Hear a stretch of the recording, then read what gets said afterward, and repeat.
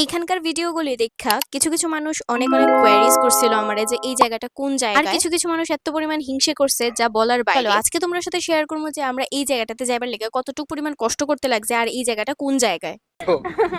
480 mobile.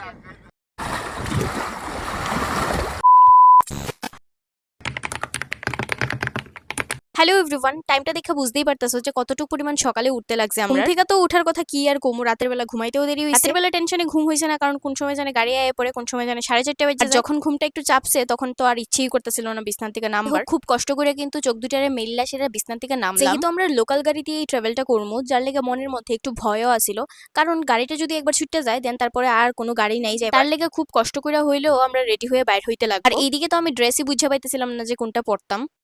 আমরা খুব সকাল সকাল কিন্তু রেডি হয়ে গেছিলাম। This is my outfit. তো চলো সবটাই শেয়ার করবো যে কীভাবে যাইতেছি আর কবি যাইতেছি, আর অবশ্যই ভিডিওটাতে চোখ রাখলে ভালো কিছুই দেখতে পারবা। তো চলো যাই।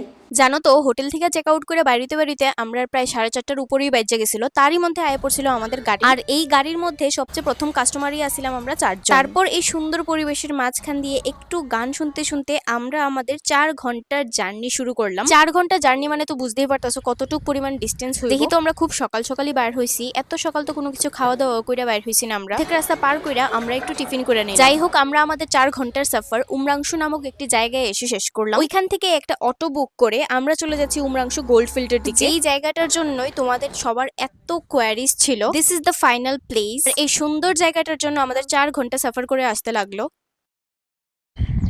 ভাই আমি ওখানে এমন একটা জায়গার মধ্যে আসি, আর যেই জায়গাটার মধ্যে জাস্ট এত সুন্দর ভিউ, মানুষজন খালি আসি আমরা কয়েকজন, জাস্ট সি দ্য ভিউ।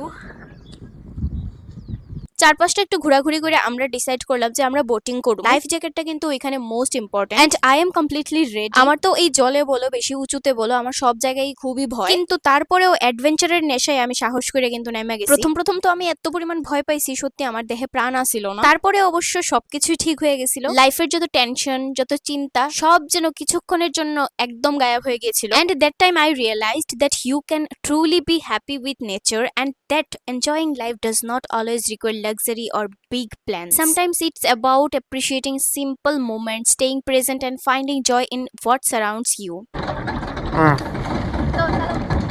চালাইতাছি।